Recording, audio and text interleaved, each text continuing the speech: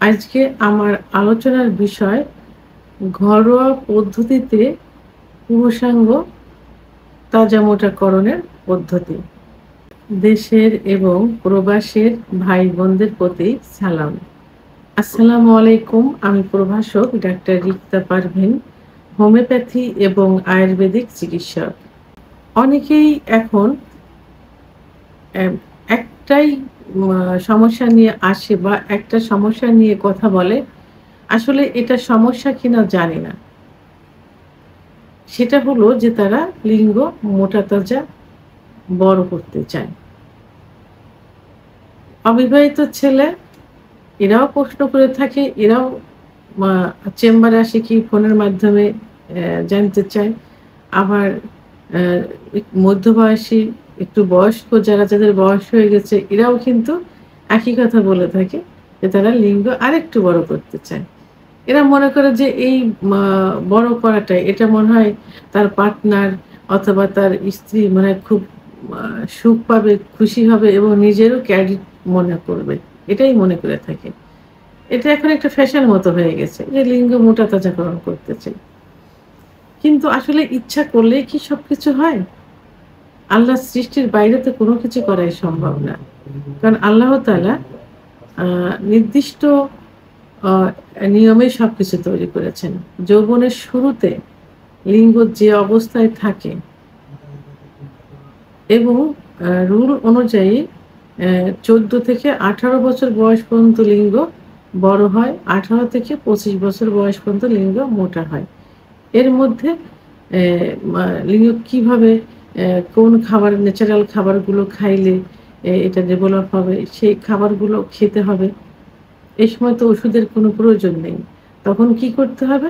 Natural কিছু খাবার, সেই খাবারগুলো খাইতে হবে এবং আম আ এটা নষ্ট হয়ে যায় এই জাতীয় কোনো কিছু করা যাবে না। যেমন হস্তমৈথুন ইসলামের দৃষ্টিতে সম্পূর্ণ নিষিদ্ধ। হস্তমৈথুন করা যাবে না। আ যদি কেউ করে থাকে মাসে ১ বার ২ বার সেটা করতে পারে। তার নিয়ম আছে যে সেখানে প্রেশার ক্রিয়েট করে করা যাবে না এবং এটা নেশায় পরিণত করা যাবে না। এইগুলো থেকে দূরে থাকতে হবে। বিছানায় ঘর্ষণ দিয়ে বীর্যপাত করা থেকে দূরে থাকতে হবে।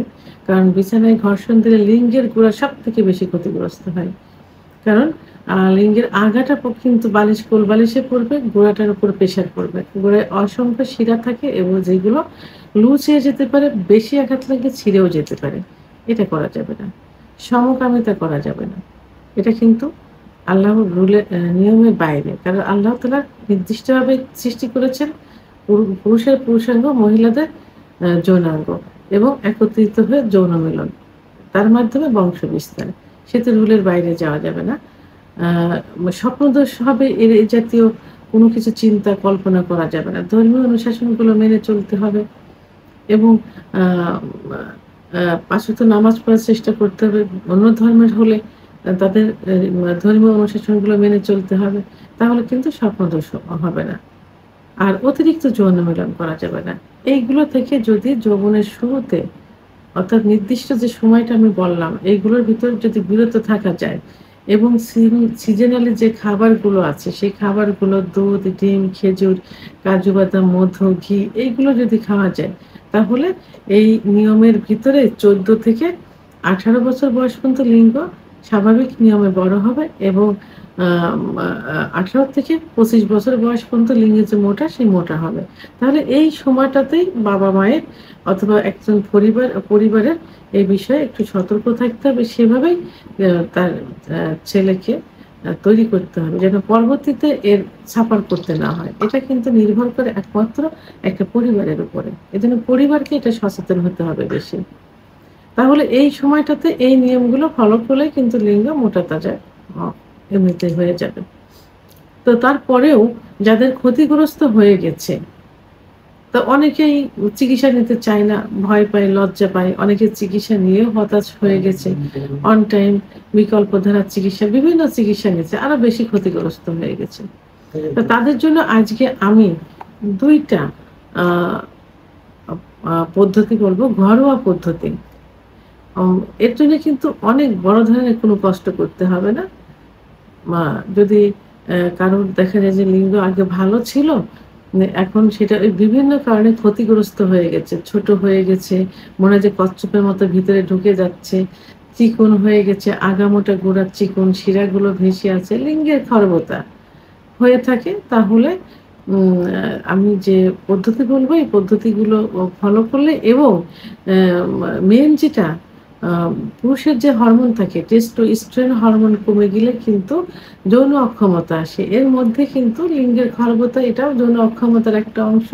সেহেতু আ টেস্টোস্টেরন হরমোন বৃদ্ধি পায় এই জাতীয় খাবার প্রতিদিন বাসায় কিন্তু এটা খাইতে পারেন। দুধ, ডিম, খেজুর, কাজু বাদাম, মধু, ঘি, আ রসুন এবং কালো জিরা, অর্গানিক নারিকেলের তেল এগুলো খাবারের তালিকায় রাখতে হবে যাতে হরমোনটা বেড়ে যায়।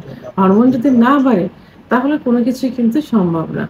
অতিরিক্ত হস্তমৈথুনের কারণে কি লিঙ্গের প্রেশারের কারণে যে কারণেই হোক না কেন যখন লিঙ্গের ভিতরে যে শিরাগুলো থাকে, লিঙ্গের ভিতরে কি আছে? লিঙ্গের ভিতরে কিন্তু কোনো বন নেই বা কোনো হাড় নেই। আছে শুধু মাংস এবং রক্তনালী। যে রক্তনালীর ভিতর ব্লাড সার্কুলেটেড হয়ে লিঙ্গ বড় হয় এবং স্বাস্থ্যবান হয়, মোটা হয়। লিঙ্গের উত্থান হয়। কিন্তু যখনই ব্লাড সার্কুলেশন কমে যাবে, তখনই কিন্তু লিঙ্গের খর্বতা চলে আসবে। তো এখন পূর্বে এই বিভিন্ন কারণে এবং টেস্টোস্টেরন হরমোন কমে যাওয়ার কারণে লিঙ্গের খর্বতা চলে আসছে। তাহলে অতীতের ওই কাজগুলো বন্ধ করতে হবে।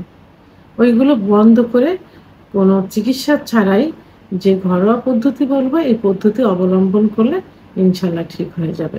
১ম যে ঘরোয়া পদ্ধতি সেটা হলো ১ম এ পানি গরম করতে হবে। কুসুম গরম পানি একটা বলের ভিতর নিয়ে কুসুম গরম পানির ভিতরে আম আ যে রুমালগুলো আছে, টাওয়ালের মতো যে রুমালগুলো আছে অথবা ছোট টাওয়াল ইউজ করতে পারেন। এইটা ভিজিয়ে অন্ডকোষ এবং লিঙ্গ পেঁচিয়ে রাখতে হবে ১০ থেকে ১৫ মিনিট। এই যে গরম যে ভাপটা লাগবে, এই ভাপে কি হবে? লিঙ্গের শিরাগুলো যেটা সংকুচিত থাকে, এই সংকুচিত শিরাগুলো প্রসারিত হয়ে যাবে। তখন ব্লাড সার্কুলেশন সঠিক মতো হবে। এটা যদি ১ থেকে ৩ মাস পর্যন্ত নিয়মিত করা যায়, তাহলে কিন্তু ব্লাড সার্কুলেশনটা শুরু হয়ে যাবে। লিঙ্গ আস্তে, আস্তে কিন্তু মোটা তাজা হতে থাকবে। অর্থাৎ পূর্বের অবস্থায় ফিরে আসবে। আরেকটা যে পদ্ধতি, এই পদ্ধতিটা হলো যে বাসা আ অনেকেই অলিভ অয়েল চেনে, অনেকের বাসায় আবার অলিভ অয়েল থাকে না। আপনারা নারিকেলের তেলও নিতে পারেন। তবে অলিভ অয়েল সবথেকে বেশি পারফেক্ট। এই অলিভ অয়েলের ভিতরে আপনার vitamin E cap, vitamin E cap যেগুলো পাওয়া যায়, তো ভিটামিন ই এগুলো যে শুধুমাত্র অ্যালোপ্যাথিক হবে এমন না, আয়ুর্বেদিকেও কিন্তু ভিটামিন ই এখন বের হয়েছে। সেহেতু ৪০০ এমজি। ৪০০ এমজি পাওয়ারের আর যারা ২০০ এমজি ব্যবহার করবে তারা ২ টা। তো এই নারিকেল তেল যদি অলিভ অয়েল নাই পাওয়া যায়, নারিকেলের তেল ব্যবহার করতে পারেন। তবে অলিভ অয়েল তেল ব্যবহার করার চেষ্টা করবেন। এই অলিভ অয়েল তেলের ভিতর ভিটামিন ই ৪০০ এমজি মিক্সড করে সকালে এবং রাত্রে অন্ডকোষ সহ লিঙ্গে আলতোভাবে ম্যাসাজ করতে পারেন ৫ মিনিট সময় নিয়ে। অবশ্যই বীর্যপাত যেন না হয়। এমনভাবে ম্যাসাজ করবেন যেন কোনো প্রেশার যেন না পড়ে। এভাবে সকালে এবং রাত্রে ঘুমের আগে আপনারা এটা করতে পারেন।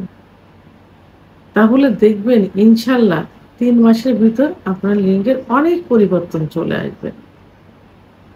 তো এই বিষয়ে টেনশন করা যাবে না, দুশ্চিন্তা করা যাবে না। পর্যাপ্ত পরিমাণ অর্থাৎ পরিমিত পরিমাণ পানি পান করতে হবে। আর দুশ্চিন্তা পরিহার করতে হবে এবং নির্দিষ্ট পরিমাণ ঘুমোতে হবে। সেটা ৭ থেকে ৮ ঘন্টা দিনে রাত্রে ঘুমোতে হবে। এই নিয়মগুলো ফলো করতে হবে আর ন্যাচারাল খাবারগুলো খেতে হবে। তাহলে পূর্বের যে কারণে লিঙ্গের খর্বতা আসছে কারণগুলো দূর হয়ে যাবে এবং টেস্টোস্টেরন হরমোন বেড়ে যাবে। লিঙ্গ সতেজ আগের মতো হয়ে যাবে, স্বাস্থ্যবান হয়ে যাবে ইনশাআল্লাহ।